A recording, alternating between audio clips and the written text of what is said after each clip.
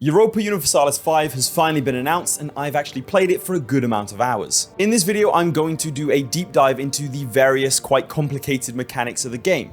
I've timestamped it to help you navigate on the timeline below. I am allowed to answer questions, so make sure to leave a comment. Also, please do comment your thoughts and feedback on the game so far. I'm planning to make a video where I collate all of it together and address it, and also explain any other mechanics that might confuse anyone. So if you want your voice and thoughts heard about Europa Universalis V, now is your chance. Right, let's get into the video, and make sure you subscribe for more EU5 content, chaps.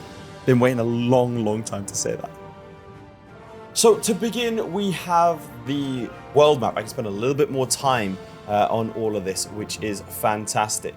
So the world map, I want to say firstly, is customizable. A lot of people didn't like the fact that when you zoom in all the way, it goes to like a textured sort of look. Right here, when I zoom in, you can see that like London becomes visible and the sort of political map mode fades. But this is all customizable. You can make it flat, you can do whatever. I know, for example, Red Hawk does not like this at all, but it's all customizable, which is nice. So first up, the economy.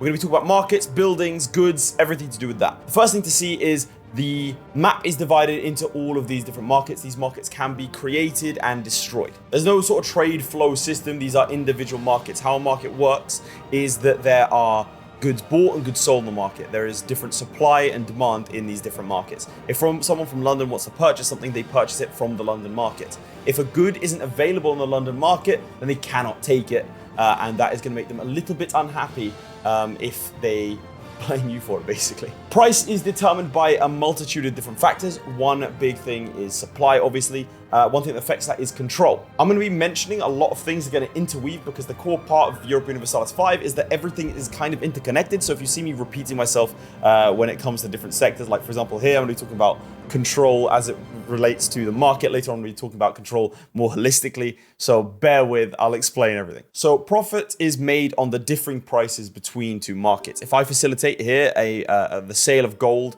from Prague, so if I import gold to London, then I'm going to make this amount on the basis of using this kind of trade capacity. There's trade capacity and trade good amount. These are the two different things. I'm using this trade capacity, I'm using this good. The reason you'd increase this and not this is because if you want a certain amount of a good, you'd use this. If you want to use your trade capacity to the maximum, you'd use this. Two buttons that essentially do the same thing, but increase different amounts to achieve the same result. You'll see a lot of that in Europa Universalis V. A big part of this is that the goods are required to build things such as buildings. So looking at buildings for a second, to build buildings, I'm going to need resources. If I need lumber to build a building, then the cost of lumber in the market where I'm trying to build that building is going to be affected. These goods are also used in inputs. As you can see here, the profit on a building is determined by the cost of production and the price of the good being sold. So here I'm going to be turning these resources into beer. And that's how you can sort of have your economy develop over time. Your economy in the 17th century is going to look completely different than it would do at the start of the game. Well, unless you choose not to. That's entirely your prerogative. It's important to note that all goods are kind of interconnected if they're on the same production line. So for example, if everyone in the London market is drinking beer, demand is going to go up, which is actually going to increase the price of the base price of grain as well. So all these things do have knock-on effects. But it's not just contained to your market. If I'm exporting beer to, let's say, Barcelona, I have the opportunity for a little bit of economic warfare insofar as the price of a base resource good like wheat determines profitability. So if I set up things properly, I can genuinely strangle my opponents. I can make it so France can't produce certain goods effectively because instead they would import it from me. Or it would change the base good in their economy, which isn't set up for it. So you have this dynamic system of different markets and different economies all constantly in flux, really. Which it does the thing that Victoria 3 never did for me, which is you can have genuine economic warfare. I'll go one step further, and let's say that I'm playing as Serbia and I actually attract a lot of locations from the Hungarian pest market into mine, so now they're part of my market, and I produce all the weapons that supply the Hungarian army.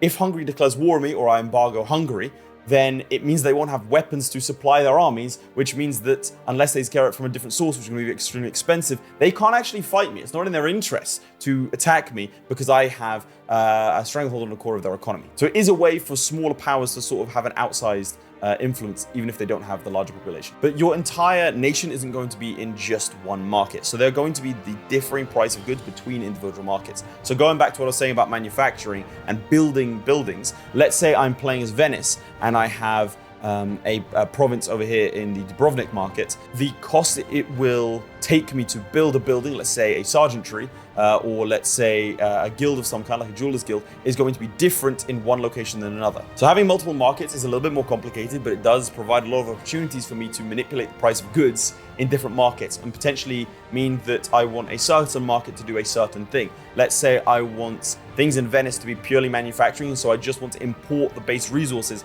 from the Dubrovnik market, which means that, and I'm developing, let's say I want to develop Dubrovnik as fast as possible, I want to keep lumber prices as low as possible in Dubrovnik to make sure that I can build those buildings. So there's a lot here that you can dive into when it comes to economic warfare, your local economies, and what your aim is. You don't have to stick to a specific path. If you want to develop an area, you want to change the price of goods, dependent on that. You want to drive different price of goods up or down, depending on if you want to manufacture or set up an economy or in an area of manufacturing. It also means that colonizing is very interesting, because when the new world is discovered and a new good is discovered, I can't think of one off the top of my head, but this isn't one of the game, but let's say turkeys. Let's say your people suddenly have a hankering for them. The price of that good is going to skyrocket because they're going to have very, very little supply. So having control of the trade is going to be important in those areas to make a lot of money. It's not going to be like a flat, like, oh, one ducat a month from this thing. No, it's going to be, okay, the price of spice is huge because the demand in Europe is large and there's no domestic production. So if I'm the Dutch and I'm facilitating trade between the market in Java and the market in over here in Bruges, then I'm going to be making a lot of money because I have the ability to shift that trade. I touched on control briefly, but I do want to look at market access as well as trade advantage. So starting with trade advantage here, you can see that the Kingdom of England, so in this case that was me, has 55 trade advantage. Trade advantage means that I get my exports and my almost demands fulfilled first before anyone else. So having the most amount of trade advantage in a market is incredibly powerful. That's obviously going to be determined by a variety of factors, most notably going to be the location of the market capital. So Dublin over here, London over here. These can change. So for example, if I declare a war for the Bohemia because I want control of this market, I can actually get them to, in a peace deal, make me the market owner, if that makes sense. So this is most notably done as Tunis, and I'll get onto peace deals later. Like I said, everything's interconnected. One of the treaties that I can have, because this market capital is over here, is to give me the market capital, essentially, which would then mean that I would have a much higher trade advantage, meaning that my goods are going to be more profitable for me. It's a bit of a simplification, but that's kind of where we're at. Otherwise, I'll have to get like a whiteboard and be like, yeah, okay, right. So I got an economics degree to explain it. It's a very intertwined and complex system, which I quite like, because it's as complicated as you want to make it. If you don't want to think about any of this, you don't have to. But if you want to start waging economic warfare because you're playing as Venice and that's how you want to play, you can. So looking at market access, I'm going to describe it in plain English terms instead of using modifiers and sort of gameplay terms, because I don't think it's necessary. If I have wheat to sell, as you can see here, how easy is it for me to go to my local market and sell it? That's essentially what it is. That's going to affect the price of the good. It's going to be more profitable for me as the nation holder, for my people to have good market access because they can get their goods to market better. Again, in plain English terms, that's the best way I can describe it. You would do this through facilitating better control. You do this through building roads, building canal systems, having better ports. We'll get onto control and proximity and the distance cost and everything else in a little bit, but that's all affected by it. Another thing I want to touch on is vertical integration. So wheat is the RGO. That's the base resource that you have here, the base trade good that you have here. The RGO is the resource gathering operation that collects the wheat. So you can see here the employment, the level of it, the output, all that good stuff. Now, there is vertical integration insofar as if I were to build a brewery here, because the resource is here already, the base resource that you need, wheat to turn into ale or whatever it is, you do get a bonus. There is a degree of you want to be building industries where the resources are. That's obviously not always possible. That doesn't mean that you can't build buildings where there is no related resource. For example, when I was playing with Red Hawk in a multiplayer game, we played as 2 free cities and we built basically every single type of guild. We were manufacturing jewelry, we're doing everything because our guys that were being employed were these burghers. We were importing gold and the base resources to create these things and then exporting the end product. You're not limited by the resources in your country, you're limited by the ability for you to secure resources into your market. So obviously trade-based nations will want to make sure they have good trade advantages, will want access to a good amount of markets and to be able to facilitate those trades and make sure that their burgher class is sufficiently advanced enough such that they can create manufactured goods and create a more advanced economy. That does mean that they are now more interconnected with other economies, and things that they can't control, like the cost of base goods, because they can't then produce the resource itself. That's when problems arise. However, having said that, you can also build in other nations. So let's say I'm playing as Venice and I have Jewelers Guild and I manufacture jewelry and I'm the best at it in the world. It's super expensive. I want to increase my profit margins, or I want to make sure that I have enough supply of gold for those things. I can make sure, well, obviously I have to negotiate it or get it in a war, the ability to build buildings in other nations such that the supply is increased, and again, I'm more intertwined now, which is very cool. So I'm looking at Red Hawk's video here. He's right there. To be clear, I have his permission. He has my permission for us to use each other's videos. Otherwise, well, I won't be able to show it. He's showing off here the market attraction, market protection, all these different factors. So looking at the market attraction, this is the thing that will determine whether or not locations are pulled into your market. So hypothetically, if we're looking at the market of Paris here, the ability of Paris to bring in more locations to that market depends on that market attraction. Why would this be good for you? Goods produced in these provinces, in these locations, that are in a market, sell their goods on that market. So let's say this area here has legumes. People get on meme my way I said it in the announcement trailer. Legumes in this province. Paris now has access to legumes because it's been pulled into the Paris market. So more powerful markets will take from other markets. Even though, let's say, London is bigger than Paris in terms of base value, it's not going to start stealing all of these provinces because of the fact that Paris has a better connection to them.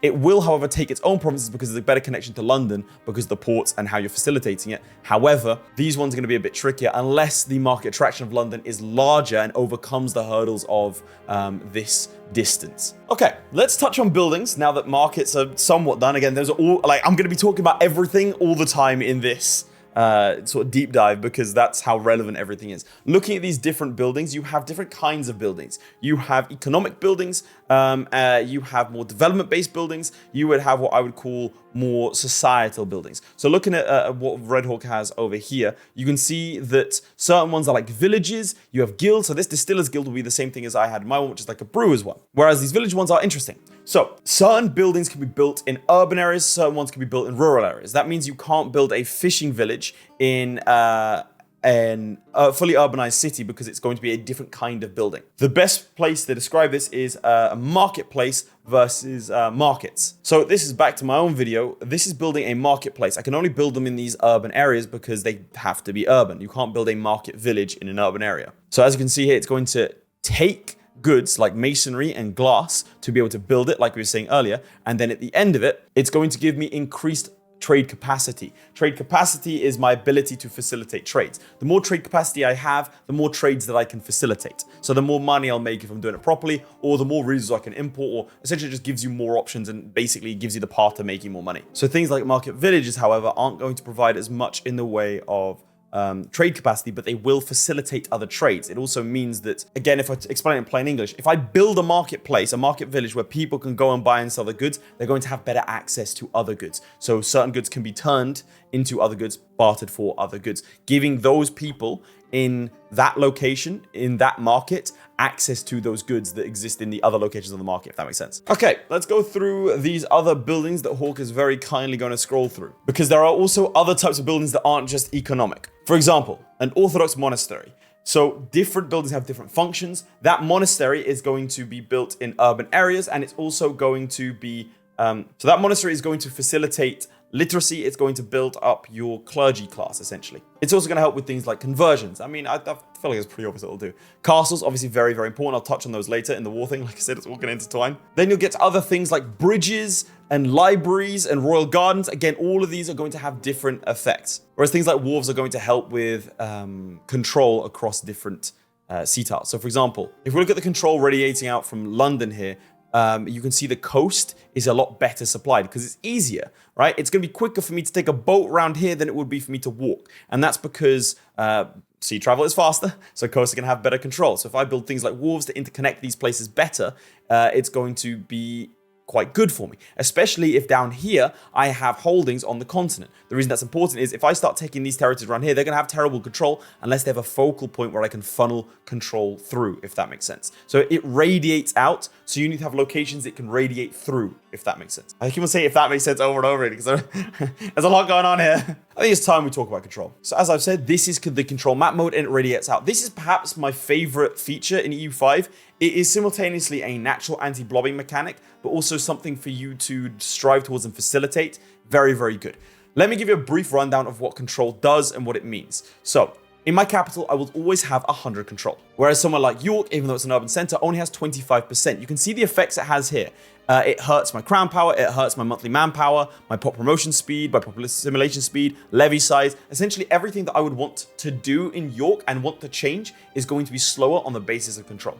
There's a lot of things that impact what your control is. You can see that there will be monthly change and there is also a maximum amount of control. So even though the monthly change here is 0.5%, because I'm in the arse end of nowhere in Wales, the maximum control is 0%. This maximum control obviously can be increased. In terms of trying to get more control, you can do it with the cabinet action. We'll get there, don't worry. But also it's affected by things such as geography, which I really, really like.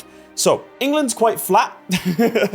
So there's just like a nice base level you can get through, but somewhere like Serbia, thank you Hawk, is going to have a trickier time of it based on its geography. It's harder to send a message over a mountain. And again, I really like this because it does echo real life. So it means that if you have something like a sea tile in common, it's a lot easier for messages and control to get across than it is if you're going over a mountain.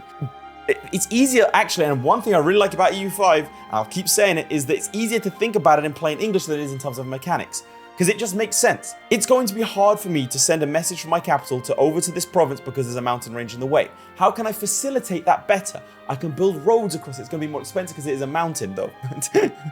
I can build wharves. I can, like, you got to think about it again in plain English and then think what makes sense, and it will do that for you. So looking back again at England, you can start to see, so there are some roads that go through. But another aspect of geography which will help you is rivers. Rivers can be navigated. They are used for trade, obviously, throughout human history. And so you can build a canal system through those rivers. You can build roads up around this coast. You can build wharves over here. It's a very intuitive way of impacting your nation and having the benefits from a province reach you. It also gives a very, very compelling reason why you would want a vassal over here in Wales. But we're going to get into vassals in the diplomacy section.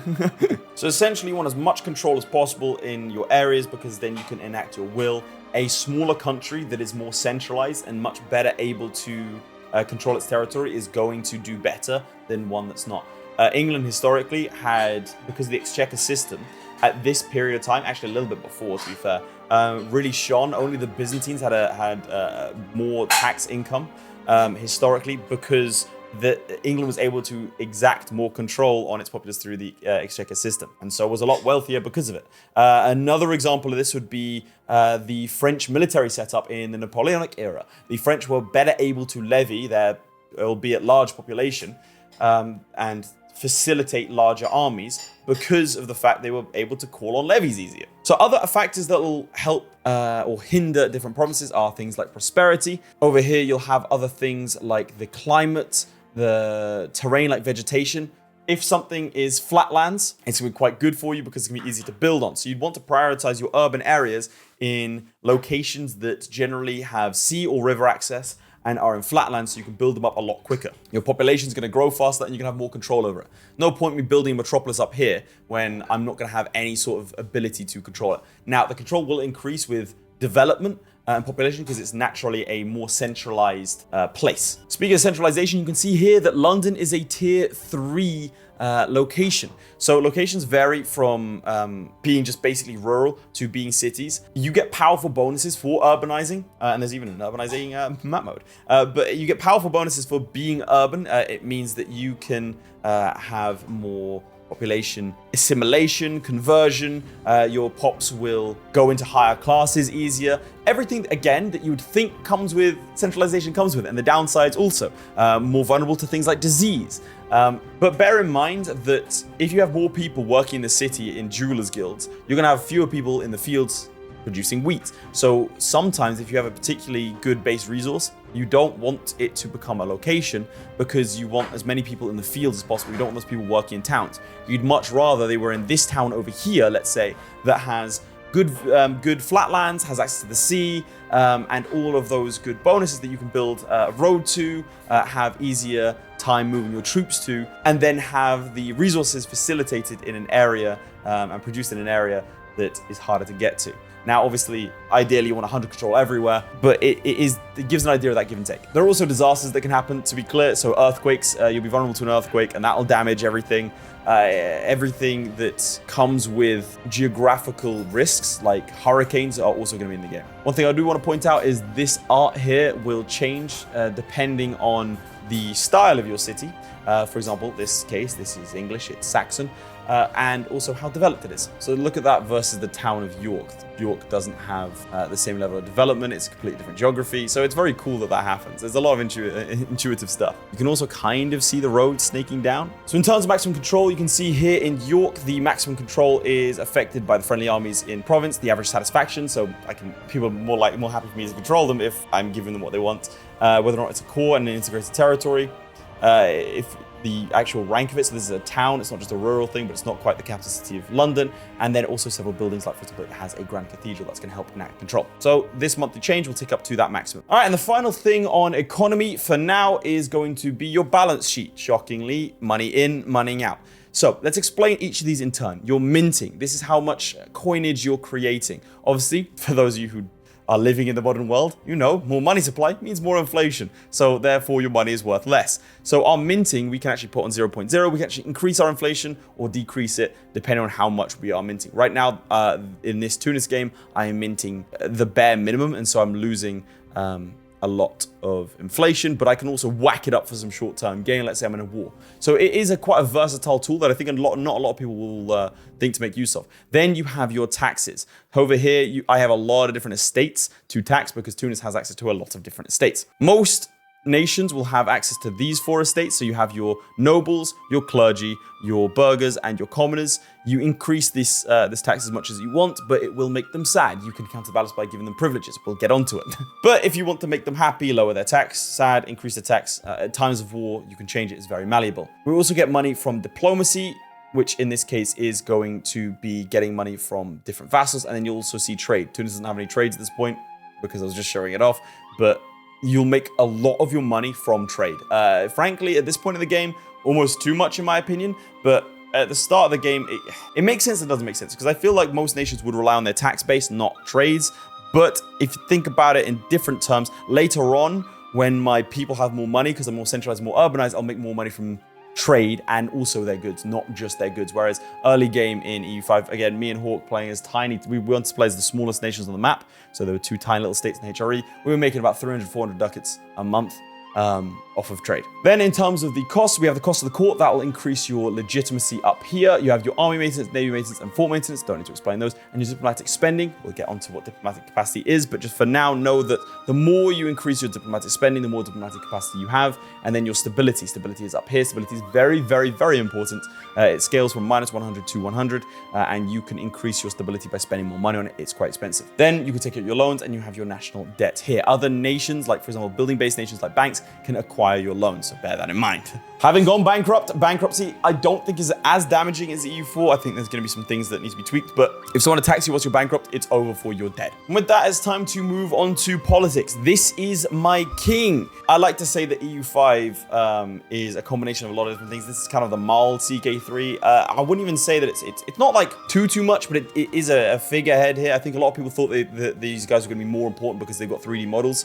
But you can see that he has 70 in admin, 60 in diplomacy, and 90 in military. This scales from 0 to 100. These have different abilities. So his admin ability means that he has cheaper advisors, and his admin cabinet action has a bonus. Diplomatic ability means you've got a better higher artist cost, then you've got training general costs and that sort of thing. Plus, if I make him a general, he has different abilities. So all characters, such as courtiers, if you make them a general, they will have different impacts on the army they're leading on the basis of all three of the categories, not just military. So you can see the admin ability helps things like logistics and siege ability, the diplomatic like morale and initiative, we'll get onto that later, and the military ability is literally going to be things like combat speed and your discipline. So a better human overall is a better human overall. I think it's safe to say. Again, think about things in plain text, put it into the context of the game, and you'll understand. So with my ruler and his family, we can secure royal marriages, alliances, that sort of thing. We can also educate the kids in a certain way. So for example, we can prioritize a military education. We can prioritize a diplomatic education, a balanced education. We can also go for an expensive education, which increases the cost of the court and also costs a flat fee. So as I mentioned previously, their satisfaction of the estates depends on a couple of different factors. First, let me introduce them. This crown is not an estate. It's more of a reform-based thing. So you can see here, there are a lot of different ones. For the most part, they'll have a little bonus and then progress towards societal values. Societal values I'll talk about in a second. But generally speaking, this is how you're going to nudge your nation in different directions. So for example, if I go for autocracy, then I get increased crown power and I get more progress to aristocracy. Crown power affects a lot of different things, such as the efficiency of our cabinet. Think of it more like how consolidated rule is in your ruling head. So at the start of the game in 1337, you have a lot more decentralized rules, and then later on you have your absolute monarchies, and that transitions throughout the game. So you'd expect your crown power to increase over time. Some nations will start with different privileges for different estates. Some nations, such as Tunis, will start with different estates. So they have access to the tribes estate and also the Dhimmi estate, whereas England only has these four. Your population is sorted and stratified into these different states. Obviously, it's not the only way your population is sorted, but that is one of them. If your satisfaction goes below 40, I believe, your estates become disloyal. But this is a sliding scale. The more disloyal your estates are, the more likely people are to join rebellion factions, to basically cause a stir, be less satisfied. But it is a balancing act. I can afford to annoy the estates more if I am providing my populace with goods, because they are going to be less likely to join factions, because even though I've annoyed the estate as a whole, I'm still facilitating the needs of my populace. Everything intertwined, chaps. God, I'm losing my voice. Whew. All right. We're not even halfway through. So this little lightning rod here is how much power an estate has. At a glance, you can see how the different stats your estates have at the top. But right here, the clergy, the yeomanry, the burghers, they don't have too much, but the lords, especially given it's a feudal kingdom, have quite a lot. Revoking one of these privileges is extremely costly, so you do need to be wary of what you give them. Estates themselves also act as not quite an independent party, but they have their own aims and wishes. The best way I could describe it is if you dislike the French, but your lords like the French, then they're going to be upset about the fact that you're going to war with the French. They also have different desires. So for example, the clergy will be wanting to push their agenda, which is going to be converting people, assimilating people, which is good for you if that's what you're trying to go for. The lords will want to build forts. If you give them fortification licenses over here, you can see that it'll progress you towards decentralization and make your forts cheaper. It does mean that your estate can then build forts. I think they start with this in England. Another similar privilege is the one you give to the burghers to allow them to build roads. Each estate has its own income, it has its own money supply, and it has its own things that it'll do, for example, in terms of building.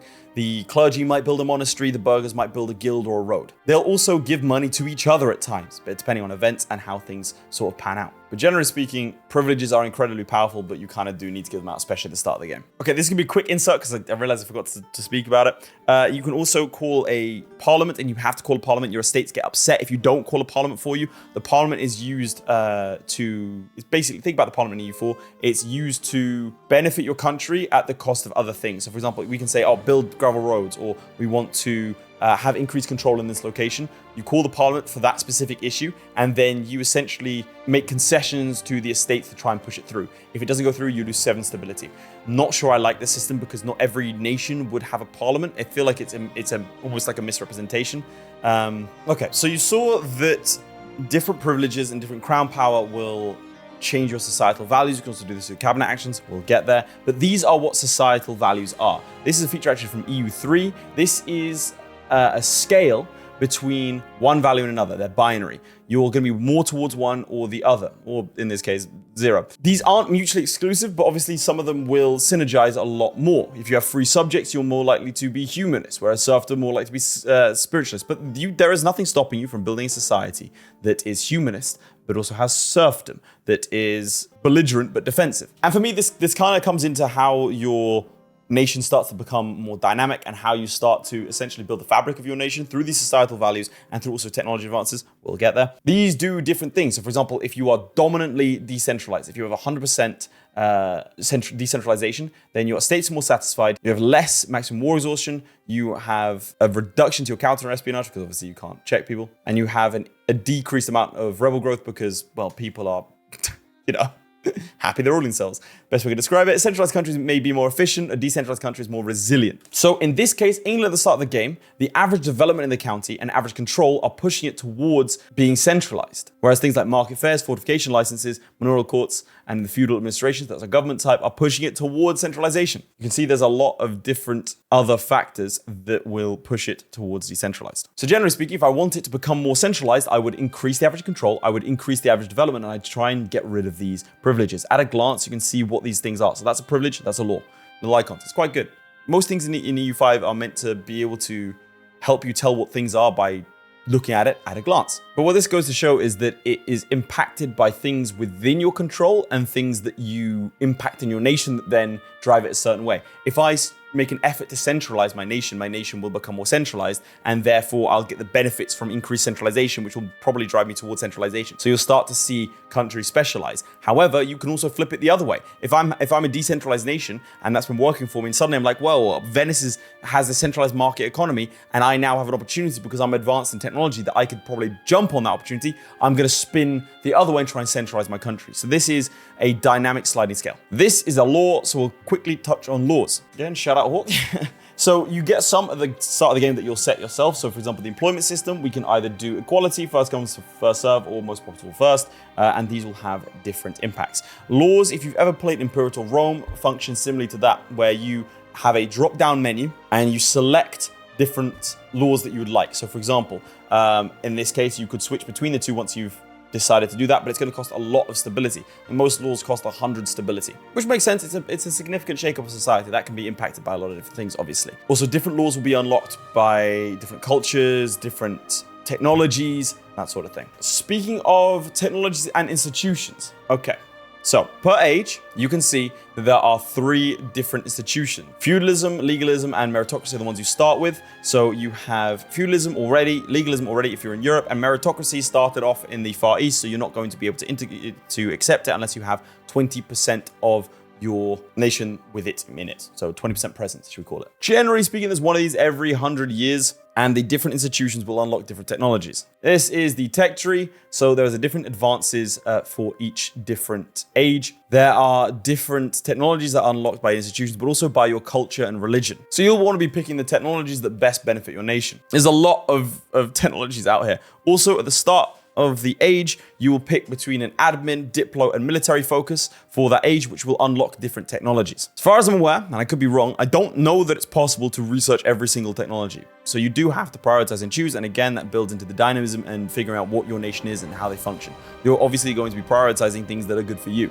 I'll give an example. A lot of nations at the start of the game don't have professional armies, and they can't build sergeantries. Sergeantries are important to actually build professional armies. We'll get on to why that's so important later, but the technology will facilitate that, or it'll facilitate cannons, for example. So having a one-up on your opponents or neighbors with technology is very, very important. Up here, you can see monthly research progress, and that's affected by, I believe, the literacy in your country, amongst a couple of other things. So this is your cabinet. This is the best way that you have of enacting control over your country, political control over your country, enacting change and furthering your interests. You have different amounts of cabinet seats depending on the age and the nation. So the Ottomans at the start of the game have 4, which is ridiculous. It's very, very powerful. You'll see why in a second. So you have your cabinet efficiency, which is how good they are at doing their job. So you appoint cabinet members, and they all have their own abilities. You can sort by a differing amount of things.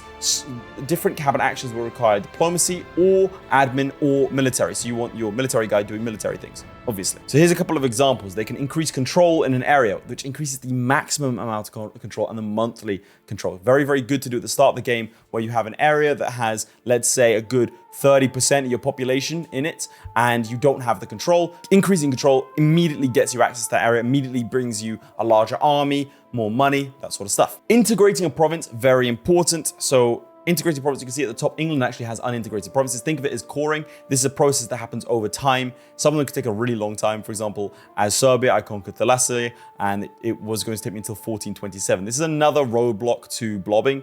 I think there's a lot of factors that go into integration speed. For example, there's a cultural war mechanic.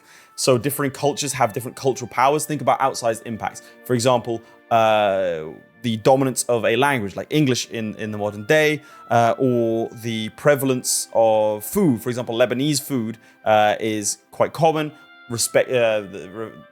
in ratio to its size. And so that is an outsized cultural impact. All these different things are factored into what is called a culture war, which is an interesting term of words in the modern day. But essentially, different cultures have different powers. If your culture is more dominant than that culture, it's going to be easier for you to integrate and assimilate. But if I, as a random, lesser-known culture, go for one of the big ones and try and integrate it, it's going to take a longer time because that is a dominant culture over mine. It's going to be easier for them to assimilate me than for me to assimilate them. And of course, you could do your standard things like expelling people, encouraging migration, diplomatic endeavors. This is the best way to impact your nation directly, cabinet actions. You can also increase stability, which you should do at the start of the game, especially when Black Death is happening. We'll get to it. And you also impact your societal values this way. So for example, I can set a cabinet member to work on promoting centralization. And that's going to be quite significant. Obviously, the second that he goes away, it's going to start flipping back the other way. So it's a constant give and take with the sort of fabric of your nation. So the final thing I want to talk about in this sort of domestic politics / economic section is proximity. Proximity, think of it as a value, right? Each province has a proximity score and each C-tile of how long it takes you to move from one province to another. So let's say I want to go from London to York. The actual time it's going to take me to go there in terms of my people, in terms of my armies, in terms of everything is dependent on the proximity cost. It might be quicker for me to go around the C-tiles, for example, because they might have a lowered proximity cost than walking all the way across here.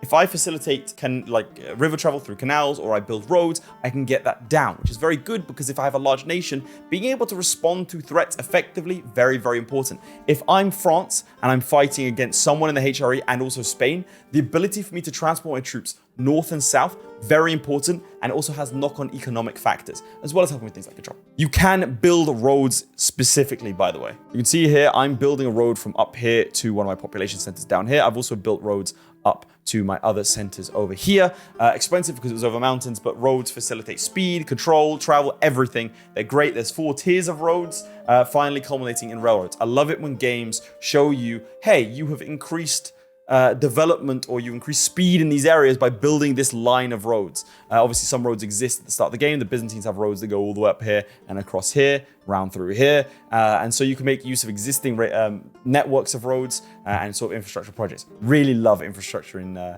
video games because I am a nerd. So let's move on to diplomacy. Going back over to horse video, up here you can just about see there's a number that says 5 and plus 0.29. This is the diplomatic capacity I was talking about. You do have diplomats, I guess, so you can't spam a nation. So think in EU4, you can only send something once a month because a diplomat is en route. That is still in the game, but you don't have specific diplomats. You have diplomatic capacity. That will affect your ability to improve relations and do all these different diplomatic actions.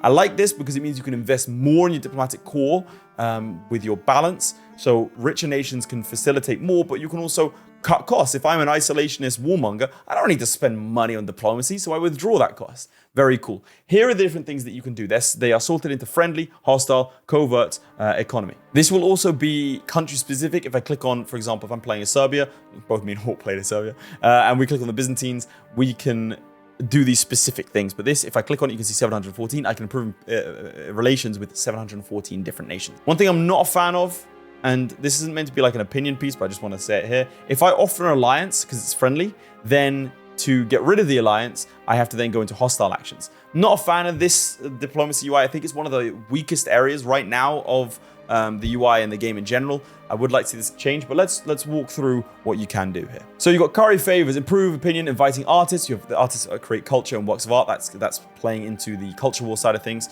I was talking about. You have defensive leagues, alliances, guarantees, professing trust that at their own cost, it helps with your relations. You can request a guarantee, which I like. There is a lot more diplomatic actions in EU5, which I really appreciate. I think it's not quite there yet. I think it's on the cusp of being really cool, where you can do a number of different things. So let's keep going through it and you'll see what I mean. Send an insult, build a spy network, block building in our territory. You can buy a location, deny market access, embargo nation, grant Fondaco rights, offer a loan, request a loan. You got your standard access stuff, send gift, economic support, sell icon, request sound toll exemption, request market access preferences. It's very, very cool. So there's a lot going on there, and I think we'll definitely, hopefully see more of those sorts of things.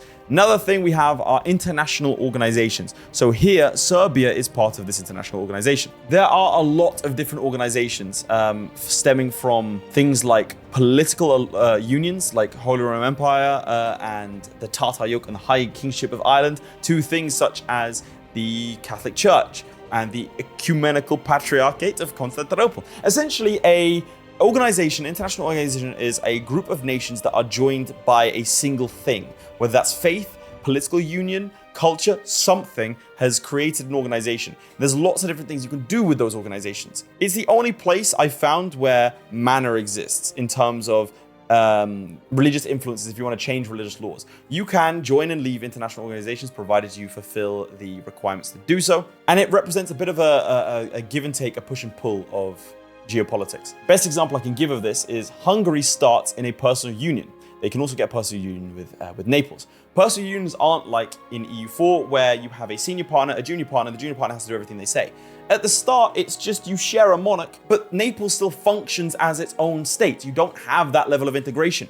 You can then pass resolutions and laws to start to integrate these nations more and more.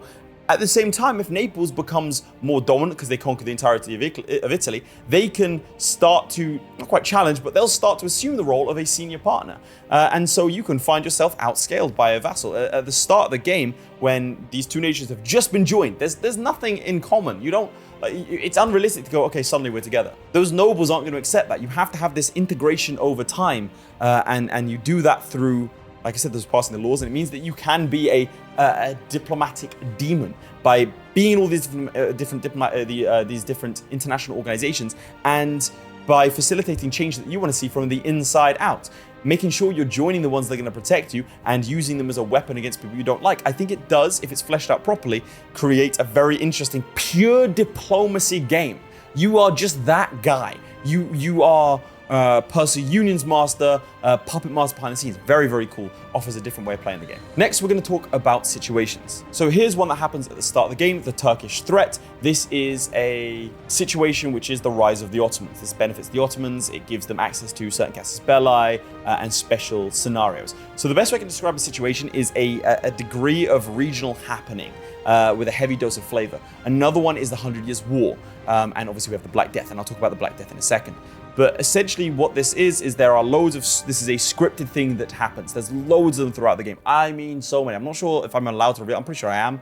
I'll double check. But there's a lot of them throughout the game, like the Ghibellines versus the Gua. I can't remember what the other guys are called. The Rise of Timur. Like, you have all of these different things that are hard-coded to happen. It's a way for the game to allow the historical sandbox nature whilst having specific, significant historical events still happen. So it doesn't feel like a historical free-for-all. It still feels like it's our history just playing out in a different way. It's the difference between a historical sandbox and alternate history. And I think this does help with the alternate history. And I know that a lot of you had questions about that. So this does help with the historical alternate history side of things, not just the historical sandbox, because you have these hard-coded events. So over here, you can see that this is the rise of the Turks. It's not necessarily the Ottomans, I guess, but the strongest Beylik gets access to events that speed up the integration of provinces, events that subject weaker neighbors, and unique situation actions. The Ottomans are very overpowered, obviously, which I'm not opposed to, because it can be quite tricky to manage, but it's quite good. So you have the other Turks here. And then you have the end requirements. If I were to hover over this, it would show me the same thing for the 100 Years' War. We're gonna have a late section here.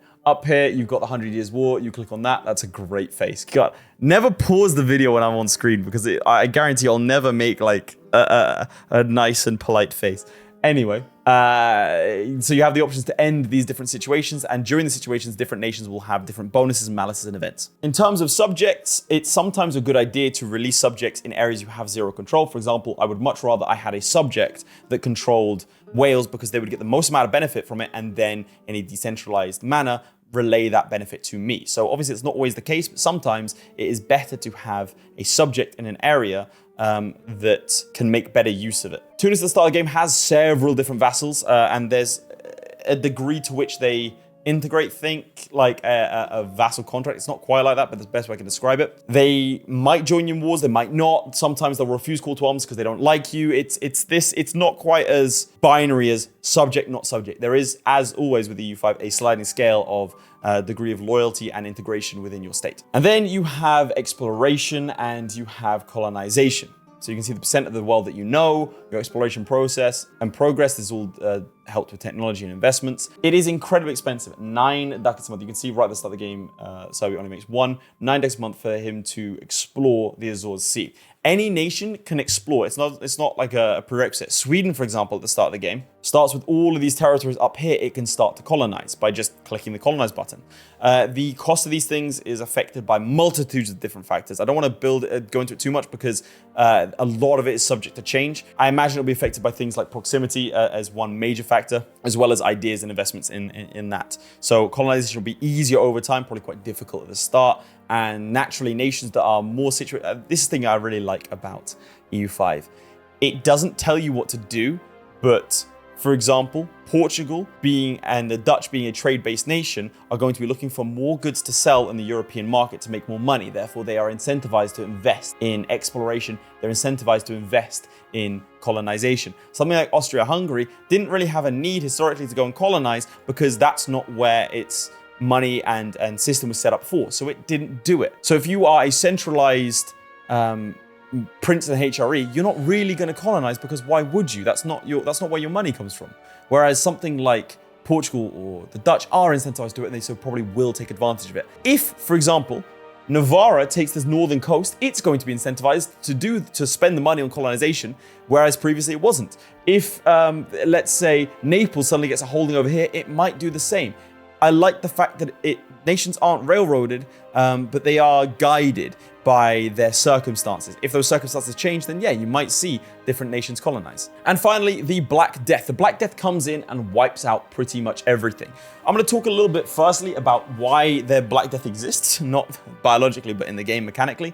I think it is to teach the player that something devastating can happen. Like in this case, I lost a third of my country, which obviously means that there are no employees, you can see up here, to staff the buildings I built, and there's a lot of problems. I now have to build back up to what I was. I think it teaches the player that these bad things can happen, and it's okay to continue going. This is not the kind of game I think that you would enjoy if you want everything to be perfect all the time. If you're the kind of person that restarts if you lose a battle in EU4. No hate if you do that. That's your way of playing the game. But I think this game is trying to build a story of a nation through the ages, the ups and downs, the golden eras, and potentially the problems that arise with it. Because you're not going to have a static growth upwards. There are going to be problems that are going to hit your nation that are going to hit you disproportionately to other nations depending on how you're set up. For example, if you're super centralized and an epidemic hits, you're going to be hurt a lot more than someone who's decentralized.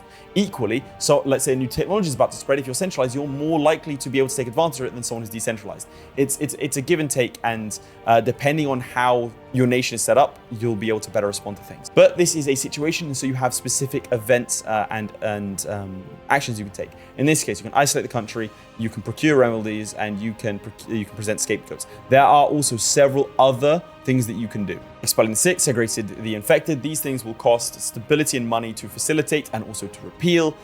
Some of them are useful, some of them aren't. The Black Death it doesn't feel unfair because everyone's getting hit with it, but it is very painful.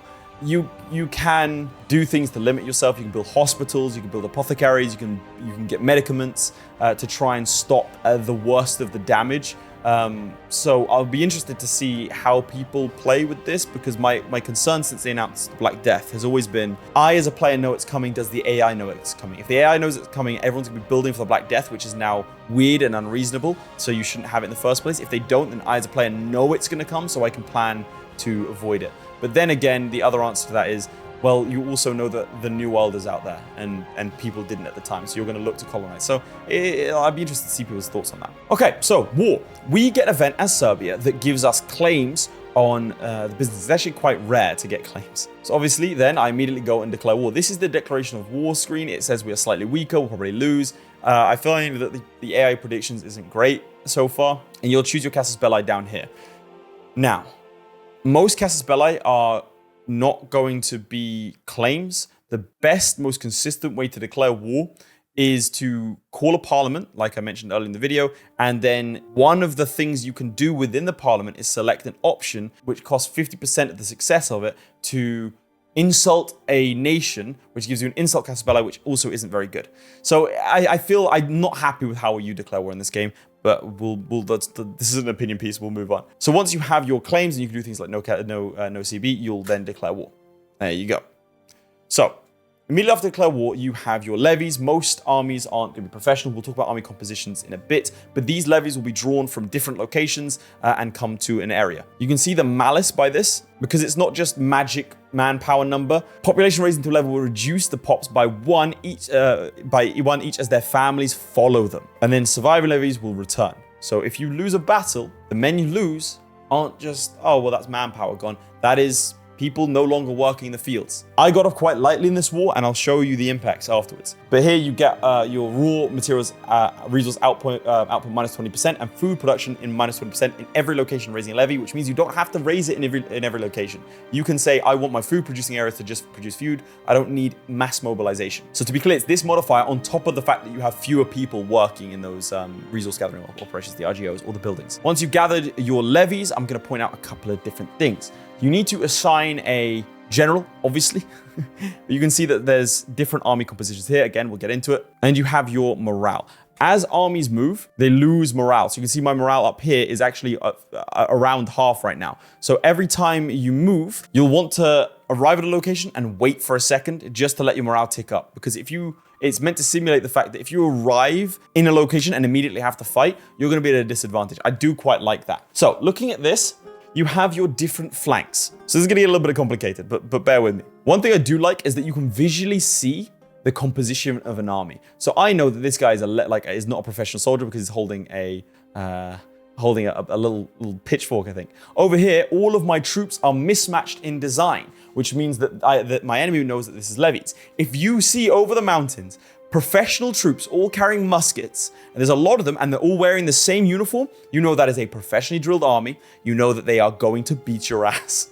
Whereas if you see a bunch of levies and you have half the amount of men, but your men are professional, you think, I could do this. So battles take place over the matter of hours, not days. If they're large enough, they can, but they're more on hourly ticks. You can see that I instantly win that because they only had 92 troops, but those are 92 men not going back. This is a bit of a larger battle I get into here. So I was attacked by Epirus. We have our respective morales here, and we have the different generals. First off, we have our base morales up here. This goes up and down depending on the amount of troops in the battle. Right now, you can see there's no one on the left flank. On his left flank, there's no one on my right flank, because the battle's literally just started. So no one's actually there. There you go. I have 11 troops initially going there. Those are going to be my archers because they have higher initiative.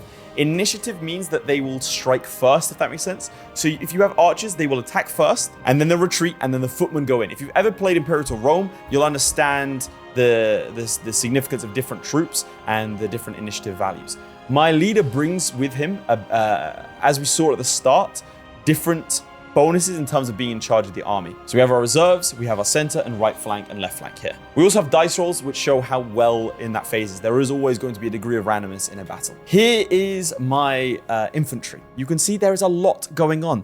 The flanking ability, the different bonuses from the various different locations. And down here, here's what I want to point out. Obviously, grammar's not great, but them is not engaged, so no damage is taken. So our initiative is better than this. So we've actually jumped out and attacked them before we actually gotten hit. So this is the advantage of like skirmishing troops. They will jump out, do damage, and retreat before they themselves get hurt. If they get caught because they're weaker than the footmen, they will be hurt badly. But they have the advantage of being able to do damage without taking damage themselves. This is also another area I think is going to be subject to a lot of change. So I don't want to do too much of a deep dive for something that is going to immediately change. So with different flanks, you have things like possible frontage, just how many troops are going to be on the front line that are going to attempt to engage, because if they won't always actually engage, they'll attempt to. It's like a weird mix of Imperial Rome and Hoi 4. So in this battle, I have a lot of troops on the front line. They're doing a lot of damage. I have more troops. and a better general, and so obviously we are going to win this battle. I only lost 36, he lost 1,000. Damn, battles are incredibly damaging. You need to run away. You can lose a lot of troops, and again, those troops don't come back. Like, you've got to then levy more of your population. Similar thing here against the Byzantines. You can see at a glance our general's better than his, and you can see obviously same thing in EU4. The numbers. We lose 152 that time, but we actually end up killing 1,266. And then we have our sieges. Again, those of you who have played Imperial Rome will understand that if you take a location center like this or this, it will occupy these areas automatically. So because I've taken this province here, it will automatically occupy these ones. This does mean that unprotected locations like cities without a fort need to be protected by your army, like running back and forth here, because if he, with 418 men, takes this territory, he's going to take everything around it. Now, taking of territory is very, very important. I'll move on to like different strategies at the end, but it means that I don't have access to those goods anymore because I'm not in control of it. So let's say I am a cavalry-based army and my opponent takes all of my horses.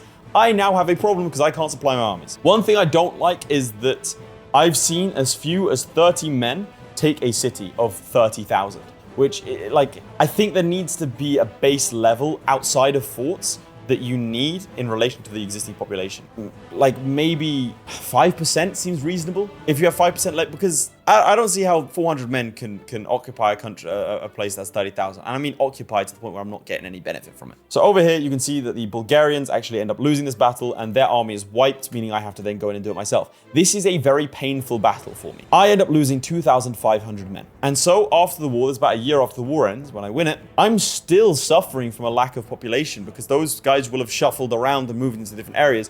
And that does leave a gap in my economy. So war, whilst it's not disincentivized, whilst it's still a good thing to do to expand, it is a dedication of resources because you're fighting with your economy. Your population is your economy, so you're fighting with your economy. Okay, let me explain food as I understand it. So you have food capacity, which if you have auxiliaries, so like think like wagons and stuff, will mean that you can go deeper into enemy territory because you have more food with you. But your food capacity is how much your guys have with them. It'll only be usually like a month. But you'll draw on a location. So from here, I'm drawing my food from here, but I can also forage in the local area. That's why in some places, I won't actually take, like I won't lose food because the province itself is enough to sustain me. But if I start to starve, I mean, it is devastating. You lose so many men. This does mean I can't just dive straight into Tlemcen if I'm playing in Tunis in this case. So you can see that I'm gathering my food from Bijaya. And it's gonna be from this market as well. If there's no food in the market, I can't supply my troops. Here you can see the occupation. It's only gonna take 10 days because there's no fort. There's also fog of war. I won't be able to tell if an army's around here. And as I mentioned, once I take it, everything else gets occupied. Okay, so here we have the peace deals. Now you could do entire locations, again, think Imperial, but you have to occupy a province before you can take it. This means that I can't just take Constantinople, even though I have like, what, 97% war score, because I haven't taken the fort. Equally, I can't take this territory here because I haven't taken the fort. There are a lot of different things that you can do in terms of treaties, which I quite like. So here, I get a couple of provinces, I get military access, I get food access to his market, he's not allowed to pirate me, he has to pay me war reparations, and I get to dismantle his fort. So in that one, I really like this. This would tear down the fort in here, here, and here. So let's say I don't have the ability to take a lot of provinces. Or I want to raid him. I want to steal money from him. Let's say I'm diving in here just to get cash. I don't want to sit here and siege things down. Break that fort, please. And that's what will happen. He will get rid of the forts here and here. It has to be dismantled. And then next time I fight him, even though the war will be a lot easier. So you can kind of invest in wars in the future. And I like this kind of system. It's not an asymmetrical system like people, a symmetrical system like people wanted. People wanted to be able to give and take with the AI. I don't think it was ever realistic, but you do have a lot more options here, and I do appreciate that. So in terms of different strategies and professional armies, a professional army will always beat levies.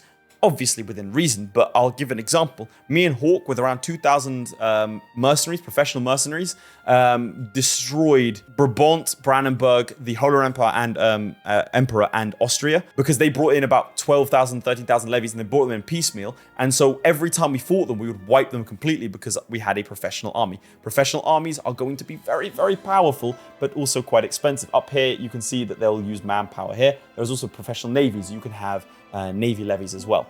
Your composition means that you can pick the troops you want. So that is footmen, archers, and this is just to start the game, armored horses, regular horsemen, and also wagons. The reason you're going to need wagons is because if I'm diving straight into enemy territory and I want to go deep, then I need to be able to supply my troops and bring supply with me, because if I don't have this province occupied and I go to siege this down here, I'm not going to be getting the benefit of my food stores because I'm not just one province away. You almost need to slowly occupy up to a point to keep your supply lines intact. If you want to do a different strategy, you have to plan for it, which I quite like. In terms of asymmetrical warfare, you can absolutely do it. I can go and occupy key towns of my opponent. Let's say they have 5,000 troops and I have 1,000. I don't want to fight them directly. I retreat and I go and attack their towns and occupy them, damage their supplies behind them. Let's say they're going into my territory and I quickly snap up a bunch of their key locations. Their supply lines are going to be hurt, which means they're going to be attritioning to death. Let's say my opponent has buildings that produce weapons right on my border. What I do is then I take those locations, which means that they don't have access to those goods anymore, which means if they take a battle or they start to attrition, they can't resupply their armies, giving me that opportunity. There's a lot of different ways that I can do these different sort of strategic wars. And then on the tactical side of things, in terms of navigating, the terrain matters. How quickly I can get to a province matters. The differing choice I make in terms of my flanks matters. The unit types matters. There's war got a lot more complicated, but as with everything in this game, it can be as complicated as you want it to be. You can literally just raise your levies and send them in and not think about it. But it means that if you are attacked by a larger power, you don't just roll over and surrender. You have the ability to hit back and potentially win. It's not as likely because they're bigger than you, but it does mean that those tactical victories where you're stack wiping them over and over again, they can't bring an army to fight you anymore, giving you the opportunity to go and siege them down, giving you the opportunity to fight to a white peace. Very cool. It also means that you can decide to fight a war of attrition. If I'm playing as Spain and I know my economy is better than France's, I'm gonna just stay at war and just slowly grind down their economies, because remember, it costs money to put people in the fields because your economy is going to shrink because your population is your economy. It also means that I, as a smaller nation, can ruin the economy of a larger nation if they are having problems. So a lot of people were asking about what happens in terms of empire collapse. Let's say France is overextended, has a massive empire and is dealing with rebel issues, and they have a lack of control. It gives the opportunity for me to go in and do damage to them that I wouldn't have otherwise been able to do. So the final thing I want to talk about is automation. It is a little bit behind me, so I'm just going to drop myself down here. Cheers, Hawk. So pretty much everything in this game can be automated. You can hand it over to the AI. There is a drop-down menu, so you can get the AI. You can say, I want to do everything in this game but navy construction. Or inversely, I just want to, for some reason, I want to play EU5 and recruit navies. I don't want to do anything else. You can do that. This is necessary if you are playing something like the Yuan, where you're not going to be able to build everything in a different area. The downside is the AI is going to do what it thinks is best, not what you think is best, and it might build towards a different aim. It's also quite good for learning the game, where you can go, for example, what I would do and what Hawk did is the trading aspect of it, and the markets is very complicated. So we just automated trade apart from our balance, and then saw what the AI would do and sort of try and make decisions based on that. It is always going to be better for you to do it yourself. You're going to be better than the AI, but the automation tools means that you can focus on different things. Let's say I'm not interested in war at all, I just automate war. Let's say I'm only interested in war, I automate these other things. It's important because let's say I have a large army and a large nation. I just want to focus on winning this war. I'm just going to automate everything else and I'm just going to be moving around my troops, the supplies, the goods. That's all going to be handled by my AI counterpart, my AI co-op, shall we say. And it's a good tool to use the game. It does need a little bit of tweaking, but it's a good tool. Okay, chaps, I think that brings us to the end of the deep dive. What I do want to do from now is I want you to put in your comments any questions that you might have, because I am allowed to answer them to the best of my ability. So put any questions in, and I'm going to do a specific video which is just answering everyone's questions. That can be, I know, like, could be feedback, like I don't like the UI, I don't like this, or I like this, or asking specific questions about mechanics. And I'm going to make a video just on what you guys are asking, so then I can sort of answer the people with my knowledge of EU5. But hopefully this has given the impression that EU5 is a very interconnected game, and everything impacts everything. It's very dynamic, which I quite like. Yeah, I think we're onto something really, really cool. So I'm very excited to see where it goes, and let me know what kind of content you want to see in terms of EU5 going forwards. Obviously, we don't have a release date right now, but I can definitely do specific videos going really in depth in mechanics if that's what you guys want to see. I just felt like I had to make this video because 30 minutes was not enough time to dive into every single mechanic, and I felt like I left a lot out, and I feel a lot happier now I can share this with you. Like I said, chaps, do make sure to like the video and subscribe, and I'll see you next time. Goodbye.